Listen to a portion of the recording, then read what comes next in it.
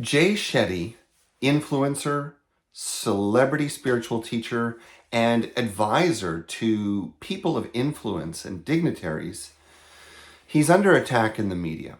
And it raises a lot of important questions that I'm going to address in a number of short videos. But the first thing I want to speak to today is my surprise and shock at the surprise and shock.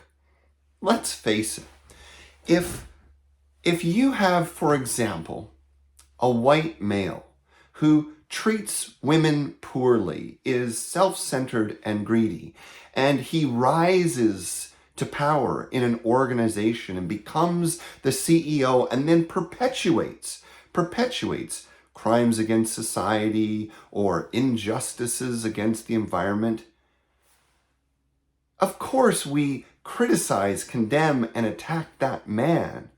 But we must look at the organization that he has rose up in. How could someone with that consciousness be promoted again and again and again if it weren't for the fact that the organization that he worked in allowed him to thrive and turned a blind eye to every red flag along the way? And I think this is what happens with our influencers and our social media stars and our most legendary spiritual teachers. The simple truth is, most of society doesn't want credible, deep spiritual advice, credible, deep spiritual wisdom, because it's hard to live, and it's difficult to do, and it's not sexy. And let's face it, if you want to help people like Shetty, and you have flashing blue eyes and a charming accent and a gift for speech and a great mind that can reorganize and repurpose other people's material, and then you can appropriate a brief time you spent immersing yourself in a spiritual tradition, as he did in India and London, why wouldn't you do it? The rewards are huge. The attention is endless. And we prove, we the consumer, we the media prove again and again and again that we would always rather the easy answer. We would always choose the sweeter pill rather than the bitter pill. We don't want to know the truth about our spiritual teachers or our politicians or our, gurus online.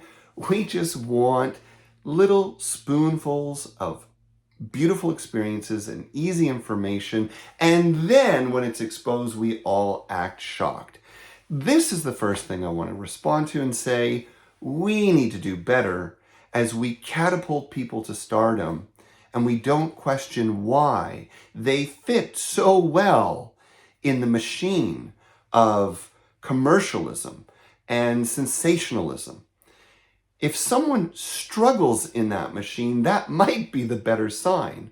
And you look at a teacher like Eckhart Tolle, who quite literally had to be pulled into center stage by Oprah and quite literally disappears every chance he can get from the public eye. That's probably the sign of the spiritual teacher that you should be interested in.